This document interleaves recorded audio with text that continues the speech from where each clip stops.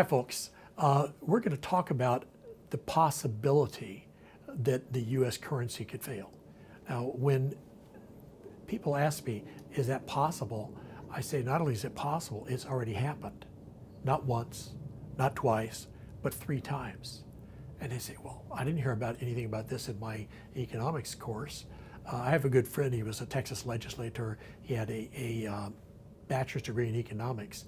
He had no idea about the gold confiscation that took place in 1933 that took us off the gold standard, and he had no idea that the U.S. currency had failed 3 times, because they just sort of take that out of the history books. But if you do your research, you can find it. The first currency to fail was called the continental dollar. We didn't have the U.S. dollar when we first started as a nation in 1776. We issued what was called the continental dollar. And our money was managed very badly, and the currency hyperinflated. So they abolished it. They just basically dishonored it and said, we will give you 1 US dollar, the new currency, for every $100. What does that sound like? It sounds kind of like these banana republics down in South America that have the new peso, and they give you 1 peso for every 100 pesos you had. And then 10 years later, the new peso becomes the old peso, and they devalue again. That's actually what happened in the United States. All right, the second time we devalued our currency was in the 1800s. We had some money called trade dollars.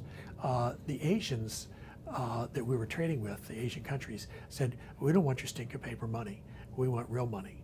So we issued a special trade dollar made out of silver, and our ships would carry hundreds of pounds, sometimes tons of these, over to trade with.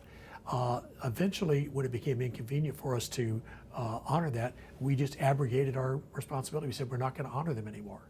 And a lot of Asian trading partners were left with dollars that weren't worth dollars anymore. The third time was when the Federal Reserve money was first issued. Some people would argue, well, we didn't really lose our currency, we didn't really abrogate it, but in reality we did, because we took good money, sound money, money that was backed by gold, we took it away from the people and we replaced it with debt money. The paper money of the Federal Reserve is not backed by precious metals, it's backed by debt. And at the time you got $20 for $20, so what's the big deal? Well, the big deal is since that time, that dollar has lost 96% of its value. And usually at this point, I'll take a $100 bill and tear it in half when I'm teaching in churches, just to show what's happened. Because that $100 bill is worth $4 today. 96% loss. It takes $25 today to buy what $1 bought back in 1913. Hope you've enjoyed today's little history lesson, combined with an economics lesson. God bless you.